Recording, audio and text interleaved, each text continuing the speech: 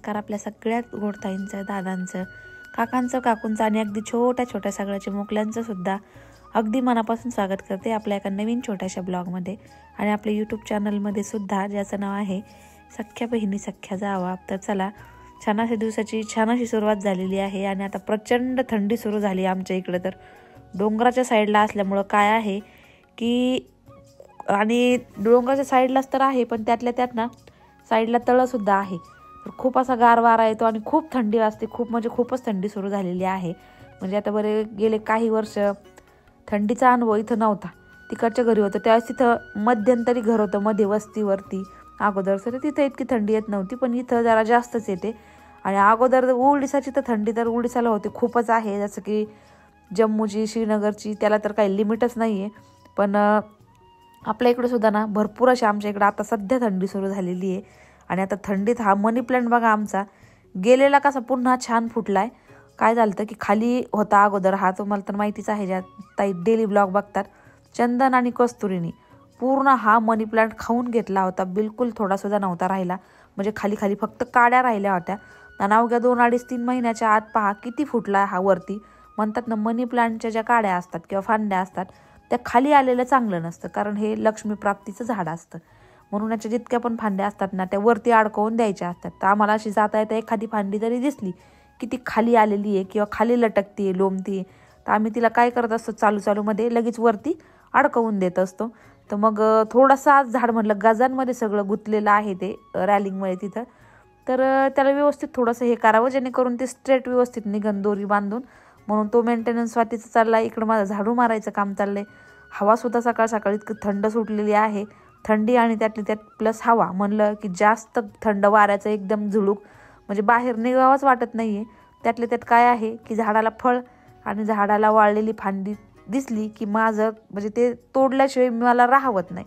एखाद गळालेली फांदी किंवा सुकलेली फांदी किंवा एखाद गळालेलं पान ते सुद्धा दिसलं की मला त्याला कधी काढून फेकन असं होतं. आणि त्याचबरोबर झाडाला फळ दिसलं की त्याला कधी तोडून खाईन हे असं होतं. खाण्यापेक्षा ना तोडायला खूप मजा येते. काय असतं की झाडाला ज्यावेळेस आपण लावलेल्या झाडाला किंवा घरच्या झाडाला ज्यावेळेस फळ येतं ना, तर त्याची तोडण्या इतकी खुशी दुसरी कशातच नाही. म्हणून मला ते फळं तोडायला खूप आवडतं. आणि ह्या अशा अनवॉन्टेड झालेले झाडांच्या कुंड्यांमध्ये गवत एक्स्ट्रा उगलेलं किंवा मग फांद्या, काय असतं की हे जे अनवॉन्टेड गवत उगतं ना ते आपल्या झाडांचं सगळं पोषण तत्व खाऊन घेतात. आता ह्या झाडांमध्ये काय आहे की काय कुठं हे होतंय, पण ते थोडं एक 8-15 दिवसातनं मिळून ना त्याच्यामध्ये गवत येतच आणि ते काढून टाकणं खूप जरुरी आहे. त्याच्यामुळं मधनातनं झाडू मारताना हे काम ठरलेलं आहे माझं की त्याला काढून फेकून देणं. सकाळ सकाळ मस्त असं सगळीकडं वातावरण छान झालंय, थंड तर झालंय. सगळ्या झाडांच्या पानावरती दव पडलेलं आहे हलकं हलकं, पाहायला सुद्धा छान वाटतंय. आणि मेन मीन्स काय आहे की स्वेटर कॅप घालून ना काम होत नाही, पटपट कामं. आमच्या ध्रुवनी बघा मुठभर मेथी दाणा इथं खेळता खेळता आणून ह्या कुंडीत टाकून दिलता. किती छान मस्त मेथी फुटली आहे. काही याला कुठलं औषध नाही, एरिया नाही, काही नाही, नुसतं पाणी जाता येता मी देत होते बाकीच्या झाडांबरोबर. आता ही सावलीतली आहे त्याच्यामुळे हिची ग्रोथ जरा कमी झाली आहे, पण ती जी त्याच्यातलं जे झाड जळालं आहे ना ती ध्रुवनी जी टाकली होती ती अगदी छान वाढलेली आहे.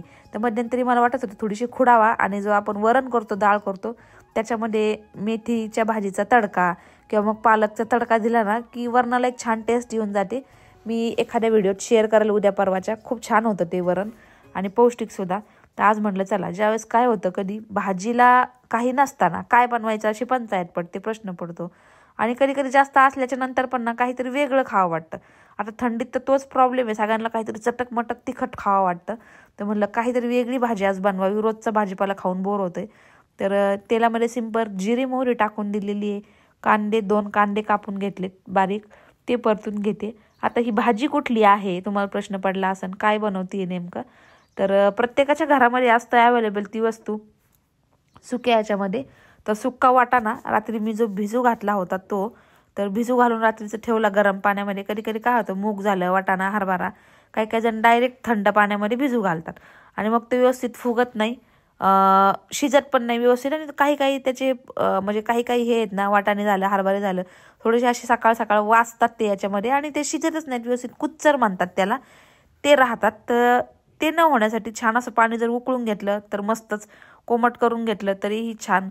तर मग कुठलंही कडधान्य भिजू घालायचं असलं ना की थंडीमध्ये शक्यतो तर कोमट पाणी करूनच घालावं. एरवी पण घालावं, पण एरवी उन्हाळ्यात वगैरे थोडासा वास मारल्यागत होतो त्याचा एकदम जास्त गरम पाण्यामध्ये घातल्याच्या नंतर.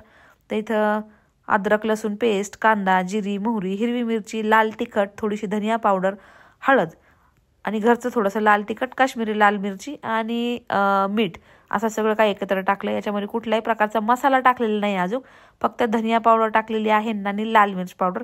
इकडं पहा, वाटाणा हा भिजवलेला होता, मस्त त्याला शिट्ट्या दिलेल्या आहेत.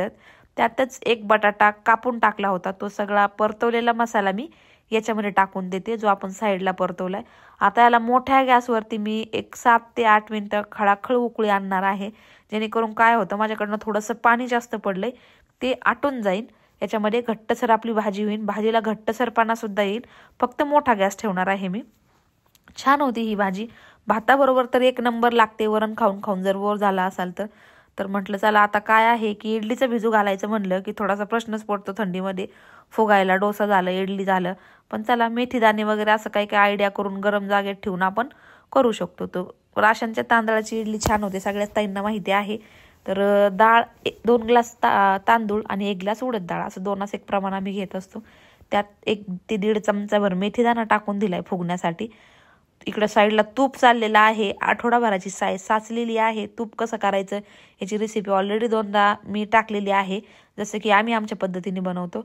आणि काही वेगळी ताईंना तुम्हाला पद्धत माहिती असेल तर प्लीज नक्कीच कमेंटद्वारे सांगा, म्हणजे तीही ट्राय करायला. कारण काय असतं की प्रत्येकाच्या वेगळ्या वेगळ्या पद्धतीतून ना काही नवीन शिकायला तर जरूर भेटलेलं आहे. आम्हाला तर जरूर मिळालंय तुमच्या कमेंट्सद्वारा. बऱ्याचशा गोष्टी ज्या अशा आम्हाला माहीत नव्हत्या त्या तुमच्या कमेंट्सद्वारा माहिती पडलेल्या आहेत आणि त्या खूप म्हणजे खूप युजफुल ठरलेल्या आहेत. तर तूप बनवून झालंय, थोडंसं थंड पण झालंय. तर चला त्याच्यानंतर आपण वांगावरती उपाय पाहू. जसं की बऱ्याच ताई लई भरपूर दिवसाच्या विचारित होत्या, पण प्रॉपर असा म्हणावा असा प्रॉपर इलाज जर सापडला नाही.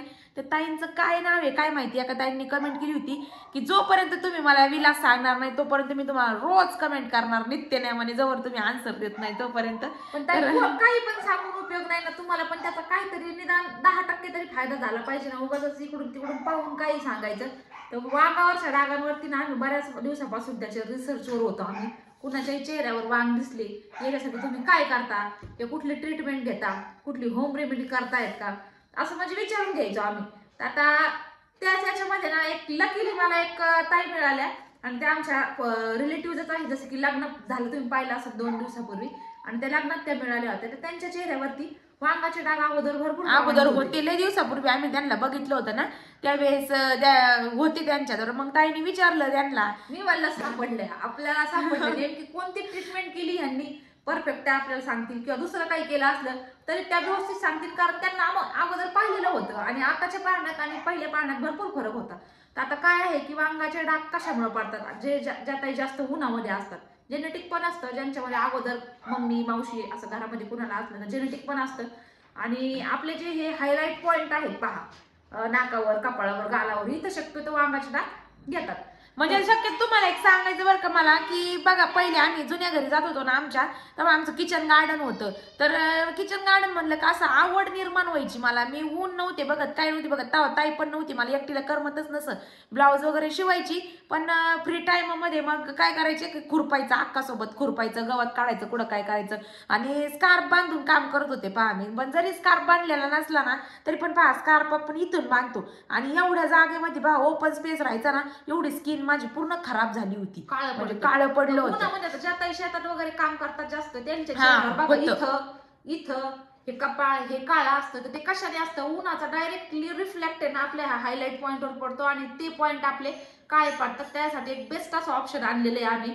तर आता हे पहा, वांगाचे डाग हा प्रकार एक असा आहे ना की ज्यांचे लय जास्त स्पॉट जास्त डार्क आहेत, खूप दिवसाचे आहेत, त्यांना तर मी सांगन का खूप वाट पाहून ही रेमेडी करावं लागेल. पण ज्यांची आता स्टार्टिंग सुरुवात आहे, थोडं आहे, तर त्यांचं 100% जाईल. तर 2 ते 2.5 महिने हे जर तुम्ही ट्राय केलं तर. पण ज्यांचं जास्तच आहे तर त्यांनी हॉस्पिटलमध्ये जाऊन कृपया डॉक्टरकडनं ट्रीटमेंट घ्यावी. डॉक्टरकडे पण तुम्हाला पेशन्स ठेवूनच ट्रीटमेंट करावी लागेल.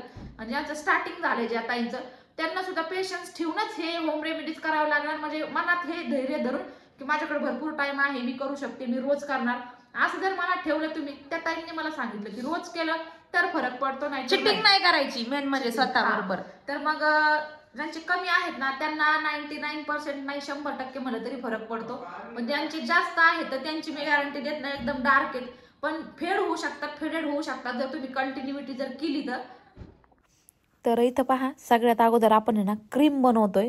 तर त्यासाठी मी काय घेतलेलं आहे, 1 चमचाभर तांदळाचं पीठ घेतलेलं आहे, 1 चमचाभर ॲलोवेरा जेल घेतलेला आहे आणि तुरटी घेतलेली आहे. तर तुरटी फार इफेक्टिव्ह आहे, तुरटी मी ठेचून घेते. अगदी चिमूटभर तुरटी मी घेणार आहे, इथं जास्त नाही. आता माझ्या चेहऱ्यावर तर डाग नाही आहे, पण एक डेमो म्हणून तुम्हाला बनवून दाखवायचं. परत तोंडी सांगितलेलं कळालं नसतं, ताईंनी प्रमाण विचारलं असतं, किंवा मग ताई तुम्ही करून नाही दाखवलं, लावून नाही दाखवलं, म्हणून एक हे करण्याचं हे आहे. आणि वांगाचेच डाग नाही, ज्याचा चेहरा थोडासा असा काळसर आहे, दुसरे डाग आहेत, ते सुद्धा ही रेमेडी ट्राय करू शकतात. तर छान असं मी मिक्स करून घेते. आता प्रश्न पडला असेल फ्रीजमध्ये हे बनवून ठेवू शकतो का, तर बनवून नाही, तुम्ही रोजच्या रोज करा, चांगलं बेनिफिट मिळेल. अगदी 1 मिनिट सुद्धा लागत नाही याला.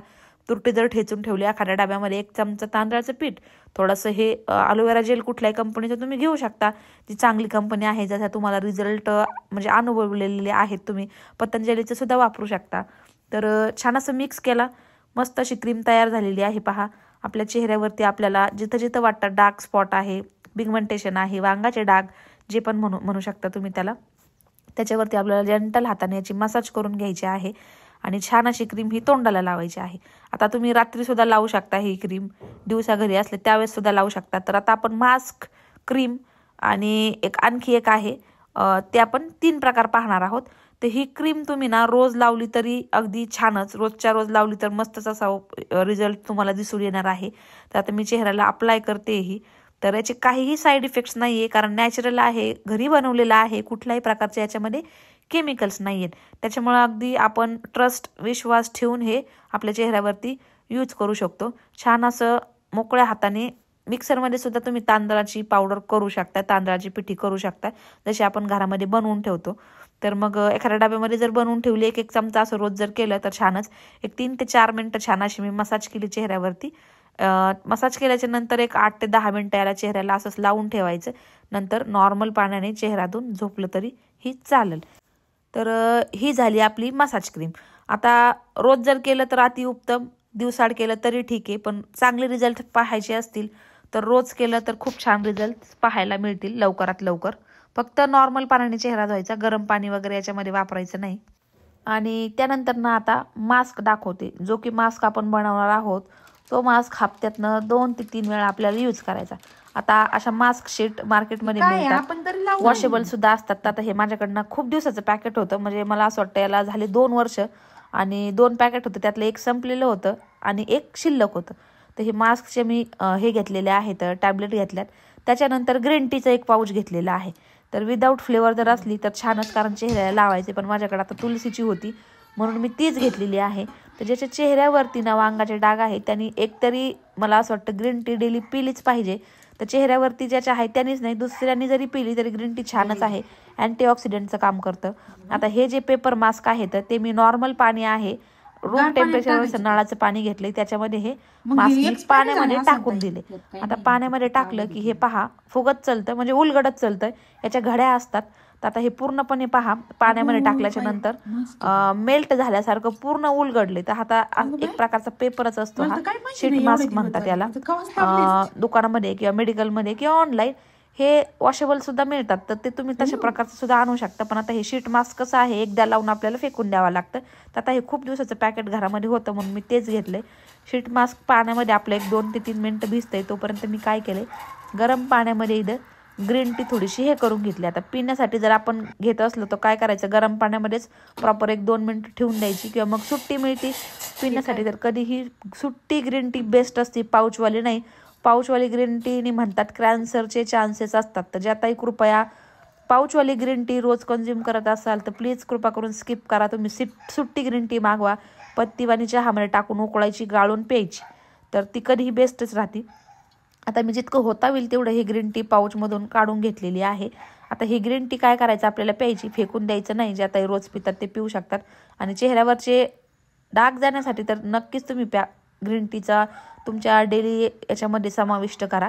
त्यानंतर जी पाऊचची बॅग होती पहा, ग्रीन टीची जी पाऊचची बॅग होती हिने मी काय केलंय, चेहऱ्यावरती ना म्हणजे पूर्ण पिळून नाही घेतली मी ग्रीन टीमध्ये, चेहऱ्यावरती छान अशी मी चोळून घेत आहे पहा.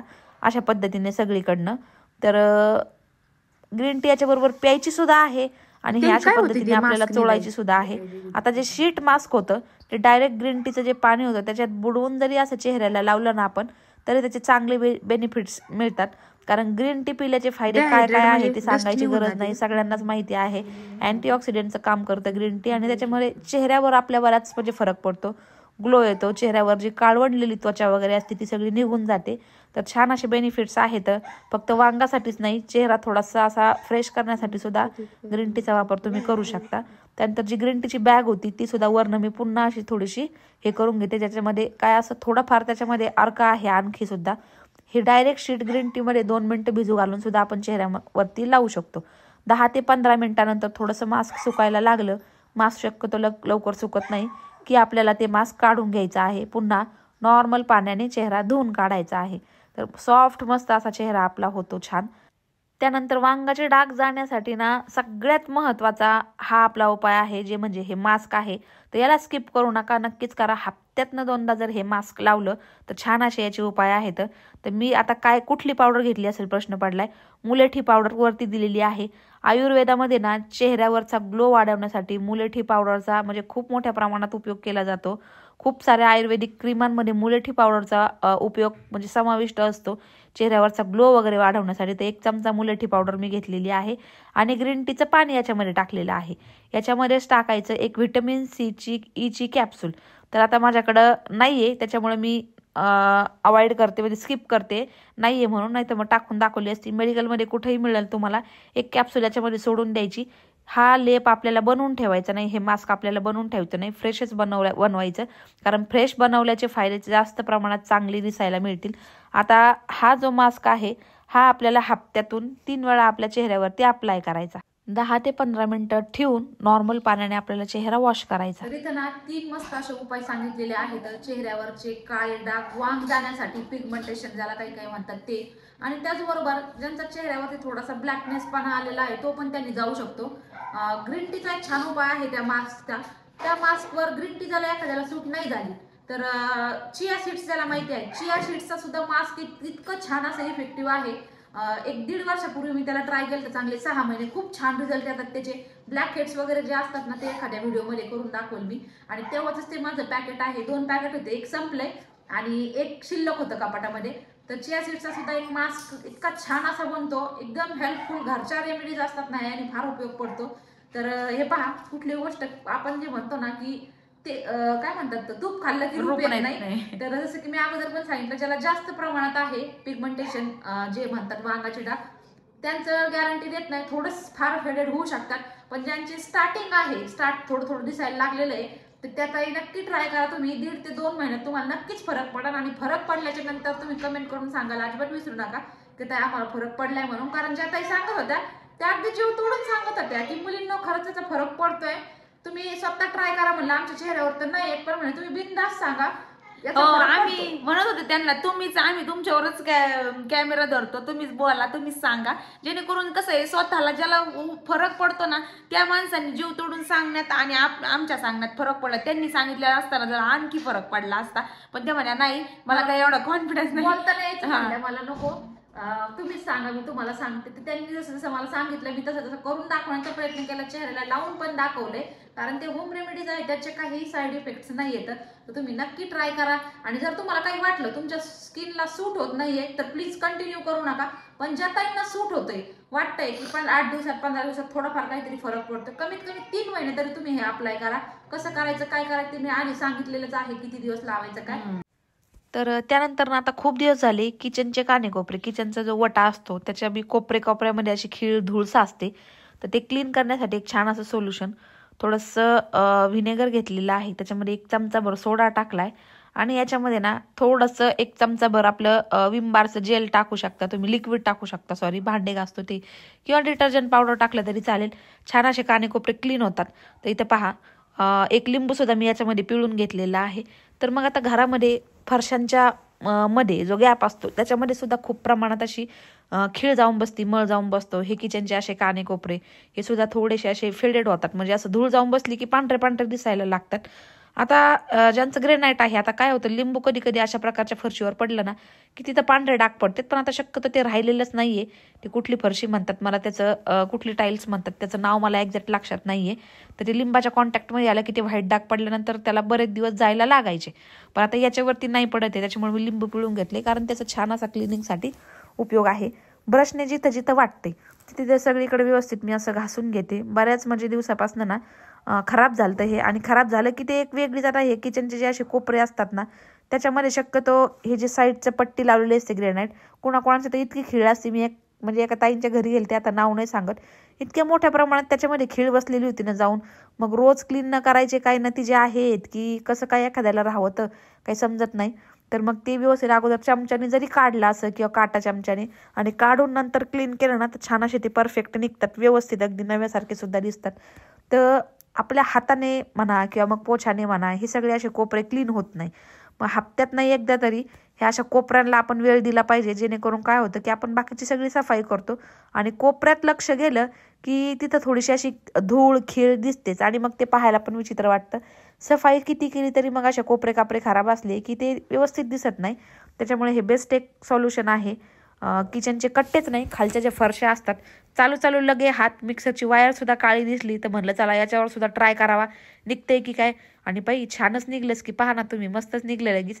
एक थोडासा ब्रश मारला की वायर सुद्धा पांढरी निघली, नाही तर वायर सुद्धा काळी कुट्ट अगदी झालेली होती. तर चला हे सुद्धा एक नवीन हे करायला मिळालं. जसं की फरशी किचनचा कट्टा साफ करता करता वायर काळी झालेली दिसली, म्हणून त्याच्यावरती साफ करायला गेले तर छान असं म्हणजे रिझल्ट दिसू लागला. तसं नॉर्मल आपल्याला घासत बसावं लागलं असतं भांड्याच्या घासणीने किंवा ओल्या कपड्याने, पण चांगलं निघतंय हे सुद्धा. तर छान असा उपयोग याच्यावरती सुद्धा होऊ शकतो, वायरींवरती सुद्धा. मिक्सरच्या घरातले कुठले पण काही असं, शक्यतो मिक्सरचीच वायर असते आणि एक मायक्रोवेव्हची किचनमध्ये, दुसरी कुठली नसती. तर प्लग वगैरे पण छान साफ झालाय, पहा पांढरी शुभ्र मिक्सरची वायर निघलेली आहे.